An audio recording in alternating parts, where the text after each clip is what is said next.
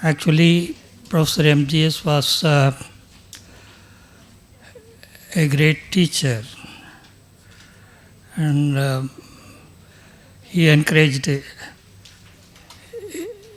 not only his students but also others as he treated as students, and he encouraged many of us who were not his direct students. Actually, he used to invite to Calicut when he was professor to participate in some seminars. Whenever he organized a seminar, he used to invite me and many of our colleagues in Tamil Nadu. He encouraged in various ways our friends and colleagues. He used to visit when I was in Tamil University. He used to visit that university, and actually I am happy to mention that he was one of the members in the board who selected me as professor in that university. Actually, they had a problem, and he actually supported me very much. And thereafter, he used to visit the university, and when we made excavations at Kodumanal, there also he came there. He visited and saw the excavations for a few days personally. That way, I know him very well when he was teacher and also after his retirement. And whenever I participated in Indian History Congress, he was there prominently. See, we must say, he was one of the real founders of Indian History Congress. When he was General Secretary, he was very active, and he used to encourage many people from South India to participate in Indian History Congress. That way, it became very rich with South Indian scholars. Actually, his book, his thesis, which is published as Permars of Kerala. Of course, it's a very rich book, very, very rich in details about Kerala history. Whoever wants to have some good understanding of Kerala history must read that book. It is an inevitable source of Kerala history. But here I wish to just mention his contribution to the understanding of local institutions, that is not the higher level institutions, but local level, village level institutions. He refers to such things in a chapter in his book, Permars of Kerala, local bodies, that chapter.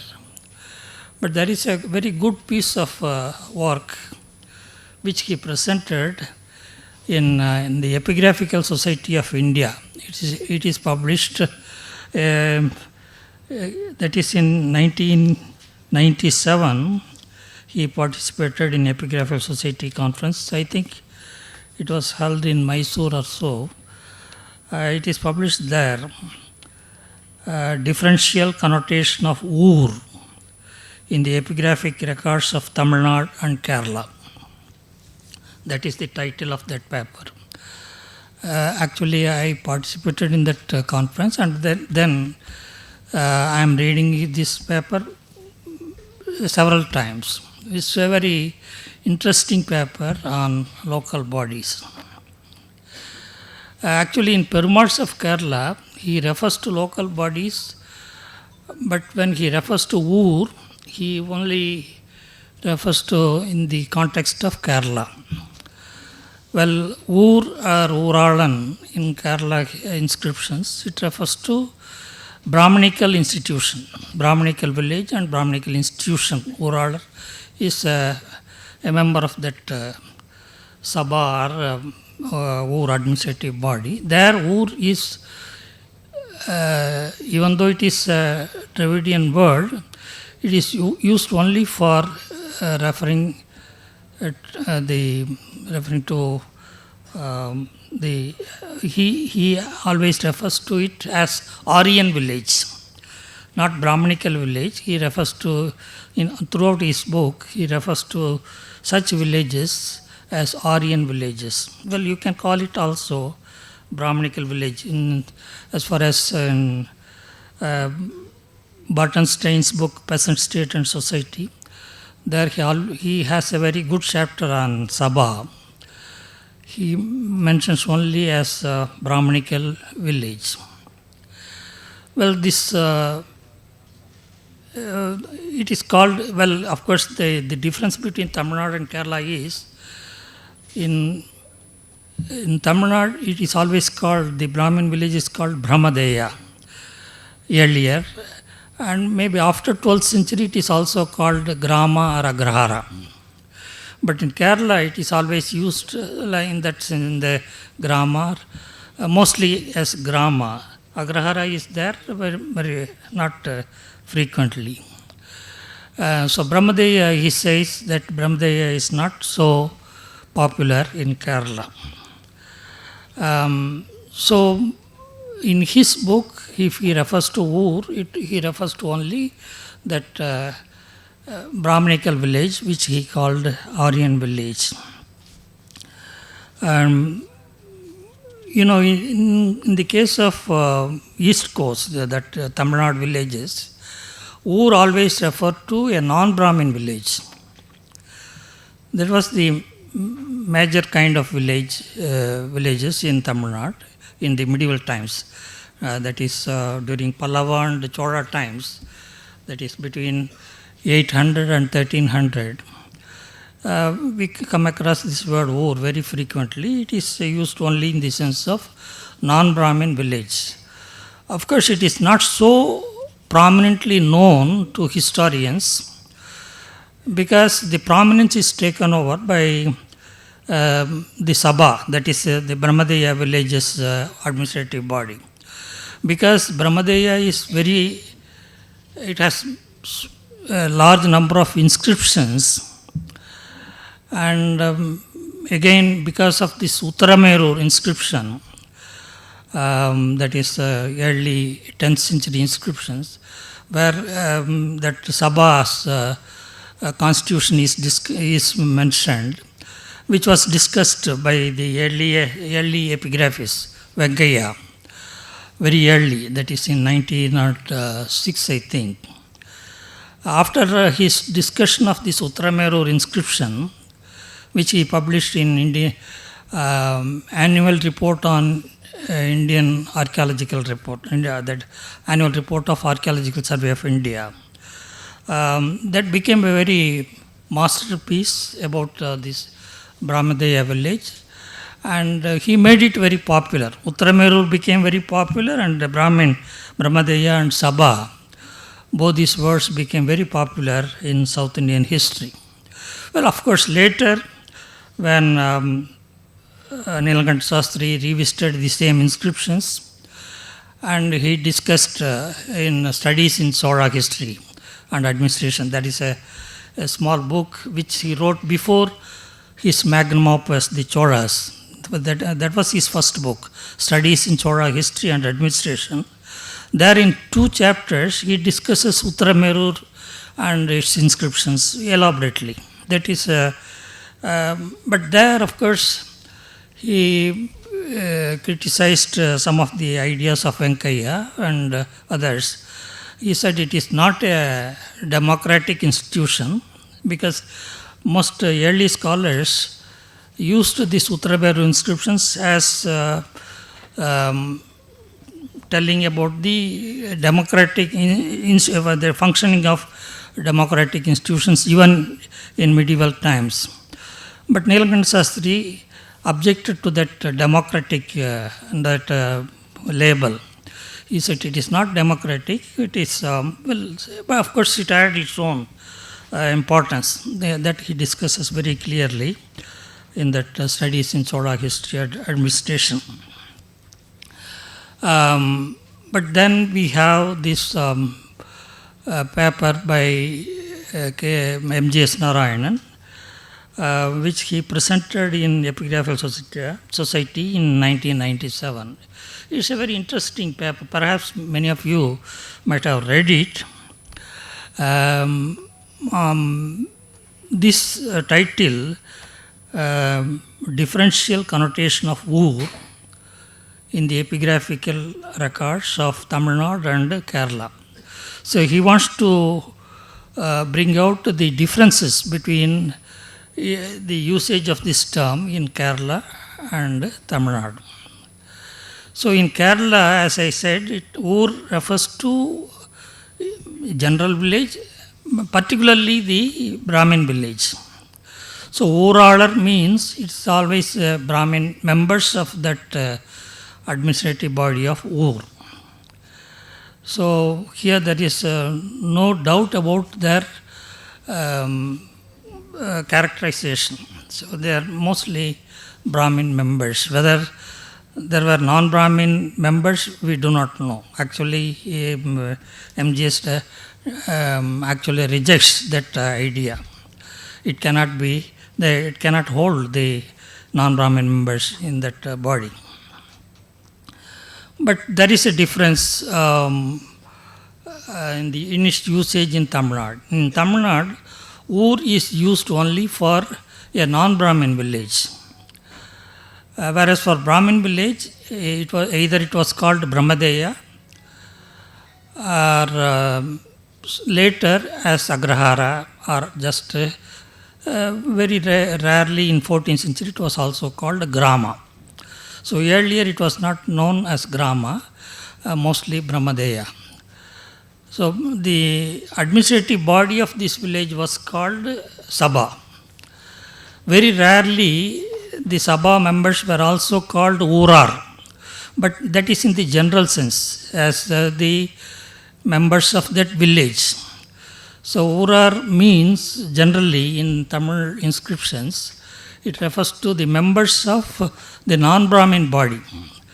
The non-Brahmin villages had a body called Ur, and the members of that body were called Urar. Those of the Ur. Urar may also refer to the villagers as a whole. But in the context of these inscriptions, it refers to only the members of the Ur body, that is non-Brahmin body. Actually, this Ur body is not so well known to students of epigraphy, because it is not mentioned very often as in the case of the Brahmin village.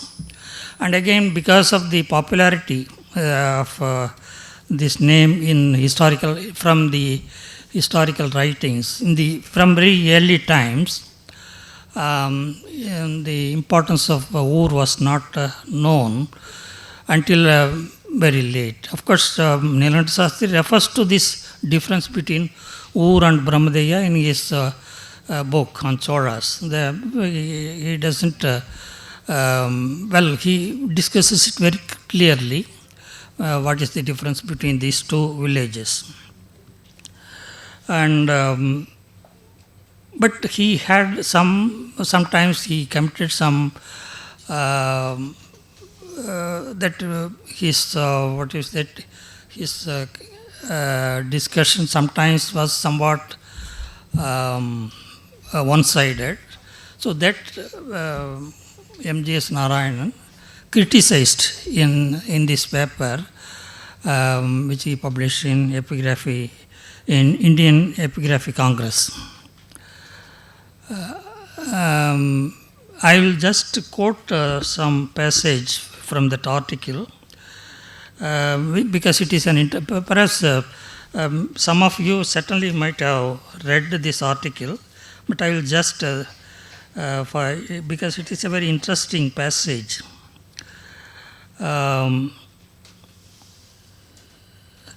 According to Nilakant Sastri, they are primary assemblies. Ur, Sabha and Nagara are primary assemblies of villages. But then Ur, according to him, this is MGS statement, Ur, according to him, ordered the drafting and engraving of the records by his agents like the Sabha. The Ur functioned in several places alongside the Sabha, but the Ur was the only assembly in other places. The learned historian says, again I am quoting MGS, that the Sabha was invariably associated with the Brahmin village, that is the Chaturvedi Mangala. Many of these Brahmin settlements, known as Agraharas, Brahmadeyas, Devadanas, or Mangalams, were created by royal grants. The Sabha and the Ur coexisted when a new settlement of Brahmins was superimposed on a more ancient community by the constitution of a Mangalam. The common people continued to meet as the Ur and carry on their affairs as before. The newcomers formed themselves into a Sabha of the usual type. Well, MGS is quoting Nilakant Sastri's book. Then again he proceeds, he is led to postulate these from the inscriptions of the Chola period, and nothing seems to be wrong on the surface. Hereafter he criticizes that statement. However, some of the assumptions and implications appear doubtful or closer scrutiny, though they have not been questioned seriously by scholars before. For instance, the term common people is anachronistic since the common people emerged as an influential factor in public life only in the modern age. Well, this is typical of MGS. He must have had in mind the non-Brahmin groups like the Vellalar, Ayar, Iravar, Polayar, etc. Did all of them constitute the Ur assembly? Very unlikely. That is the statement of MGS.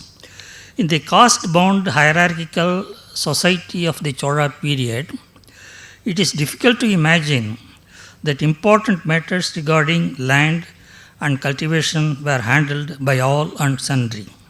Some of these groups were untouchable from the point of view of the Dharma Shastras, which the Brahmin leaders of society followed. They were to be categorized as Sudras, Avarna, etc., and were to be condemned. The possibility is that the Vellalar, who owned cultivable land, not all the residents of the village, constituted the Ur, which managed the affairs of the agricultural village. Well, this is the statement of MGS, and he goes on discussing this Ur. What is the difference between Ur and Sabha? It's an interesting paper. Well, this is regarding differentiation of Ur and Sabha in this paper, but he also discusses some other institutions, local village level institutions in his earlier work. Particularly this Anjuvannam and Manigramam. Well, of course, this was discussed very early in Kerala history by from the time of Logan and others. But then MGS made corrections to that earlier statements. How he revisited these earlier arguments and very clearly differentiated what were actually the local institutions and what were the institutions of foreigners. So clearly he differentiated between Anjuvannam and Manigramam in his book. So Anjuvannam is of course the body of the foreign merchants, So they are found only in the coastal villages. They are not found. Anjavannam is nowhere found in the interior. Well, that is how MGS approached this term. So Anjavannam is a coastal organization composed of the foreign merchants. Foreign means they may be anybody, Jews, Christians, Muslims, all these are together. They are found in this body. But later, of course, this becomes more and more a body of Muslim traders. So on the Coromandel coast, wherever you come across this Anjavannam, they are always found as Muslim merchants, because from their names we can easily recognize that they are Muslim merchants. Earlier in the Kerala coast and in the Konkan coast, it was a mixed population of West Asian traders. That we can, if you analyze the names, we can come to that conclusion.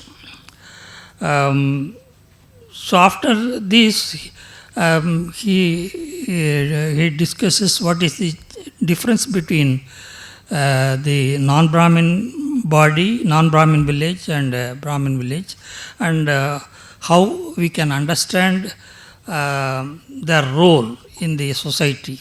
That he has discussed. And well, from this paper, if one approaches the inscriptions again, we will get more clarity regarding these bodies. So that way, this was an eye-opener, this article on which he published in Indian Epigraphy journal. As I said, it is he differentiates Ur and that other village, Brahmadeya village, and he actually he studied the differences between Kerala village and Tamil Nadu village in detail, and thereafter, of course, he used to discuss with whenever he visited some conferences in Tamil Nadu, we had some discussions about these things, and it was quite educative. And in that sense, MGS has given us something, some insights into the understanding of the earlier bodies which are found in the inscriptions. Well, he is quite thorough with Tamil inscriptions. He used to comment on Tamil inscriptions, and whenever I wrote something, I used to exchange my writings with him, and he used to comment. And he never minces his words. Whenever he criticizes very strongly. Once I wrote something and I sent it to him. He said, "You should not use such words of platitude." So there is very strong words. Some commonplace things you should not use. You should be more critical. So that way, he used to educate young scholars.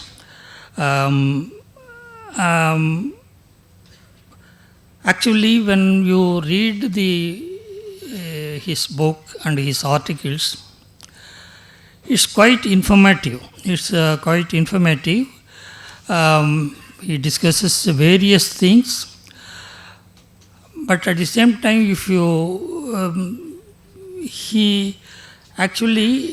it is not something which he wants us to believe what he states. He wants to be critical. He wants to, anybody who reads these things should be more critical and think about writing something new. That way, his book is a kind of encouragement to young scholars. In Paramarths of Kerala, he discusses and he gives very elaborate footnotes. That footnotes are very thought-provoking, and later he also gives a long list of all the original sources with annotations. They are very useful for understanding not only Kerala history, but also for understanding, for discussing non-Kerala inscriptions also, non-Kerala, that original inscriptions, and for comparative history. That book is very useful. That way, I think he actually introduced something new in the South Indian historiography. That much I can say. Actually, I wanted to talk about this Anjuvarnam as a to discuss about that separately, but I don't think, because it's a general gathering. I will only say that he gave us some new understanding of Kerala history and also South Indian history. That much we can say, and it led us to different kinds of discussions in South Indian history. He took a lot of interest in Chola history. Chola history means he of course he did not concur to the view of that 100 years war between Cheras and Cholas that he criticized. But after that, he discussed the importance of Kerala history importance of Chola history for understanding Chera history. That is very clear from his various articles. This discussion about Kandalur Sale and such things, that is well known to most scholars. Actually, my understanding of his works, it is useful in various ways to understand not only the basic problems in Kerala history. It also gives some understanding, gives some guide to understand the history of Tamil Nadu and South India as a whole. That much I can say.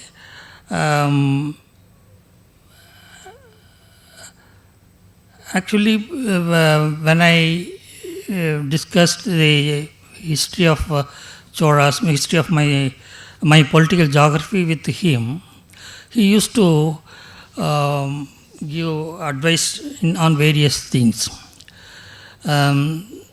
Many things which I learned from him, I could that gave me encouragement and I could improve my book, that political geography. And at present, I am also revising that book. I am sorry that I could not discuss this revision, the revised version, with him, because he left us. In the case of some problems in his book,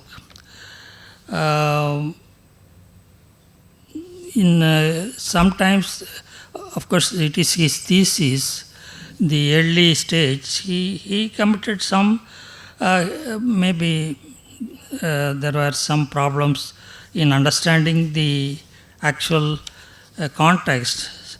For instance, in the case of Kudimai, in one instance he translates it as house tax.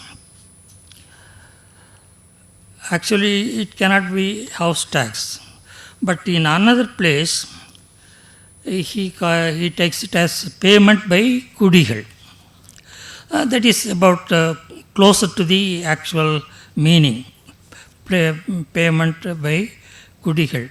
But actually, if we go through the Tamil inscriptions, Of course, in Kerala inscriptions also, Kudigal is always the lower level cultivators. They are generally they are landless cultivators. They don't own any land, but sometimes they may be small landholders. But otherwise, they are always landless tenant cultivators. We can say tenant cultivators. So the tenant cultivators, they have two kinds of obligations to the state as well as to their landlords. What they pay to the to the government, it is called kadamai. Of course, that kadamai passes through the landlords. They pay the kadamai to landlords, and a part of that kadamai is further transmitted by the landlords to the government. That is called kadamai. So kadamai is always a major land tax. You can say it is a major land tax. It's on the tax is calculated on the basis of the extent of land, and sometimes also on the extent of the crops. That may be one crop land or two crop or three crops land. So that also decides the amount of the kadamai going to the government or to the landlord. But ultimately it is to the government, kadamai. But kudimai is always the obligation of the kudi or tenants towards their landlord. But sometimes it may be towards the local administrative bodies like the Sabha or the Ur. So the kudimai may be various pretexts. One, to the landlord, a part of some ratio is fixed on the land extent or the amount of crop, and that is given to the landlord. But then you have kudimai mostly in the form of labor. So kudimai is, you can say, a majority of kudimai, major portion of kudimai is rendered only as a form of labor. That labor, one to the landlord and one to the local bodies. It may be the Ur or Sabha, and then to the superiors, to the government. So all the kudimai is, there are various kinds, and these varieties of kudimai you find later in the 12th century and 13th century inscriptions. This kudimai is becomes very elaborate, very various kinds of kudimai, and very burdensome on the cultivators. So you have two occasions when the cultivators rose against the landlords. In the second occasion, it was mostly on the account of the burdensome kudimai, that labor, various sorts of labor were demanded from the tenants, and not only various kinds, and it was demanded by various people on the same pretext. So that you have some inscriptions where it is mentioned that the kudi, they complained to the landlords as well as to the government people. See, we suffered because you come and we can discuss. If we read MGS book, he clarifies these problems to some extent. But his earlier thing, that house tax is somewhat a misnomer. As I said, he's dealing with the local bodies. I have some objection to his taking ManiGramam as an institution of Christians, a body of Christian merchants. This I have criticized in one of my articles. Of course, he is right in taking Anjuvannam as a body of Jewish merchants. It may be Jewish merchants first, but then you have all the West Asian merchants are included in Anjuvannam. But in the case of Manigramam, it is from Vanigramam. From Vanigramam, it slowly it is transformed into Manigramam. And in Kerala and Tamil Nadu inscriptions, you find this word. And wherever in the context, where they are very clear, they are all local merchants. And Manigram is found in various places, whereas Anjuvannam is found, as I said, only on the coastal towns. It is found in the east, west coast as well as in the east coast. Up to Visakhapatnam, we come across this word. And in some Sri Lankan inscriptions also, that again, on the coast, we have this Anjuvannam body, not in the interior. That is very interesting.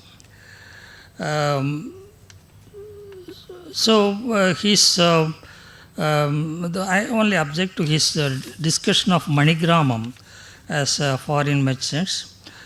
Otherwise,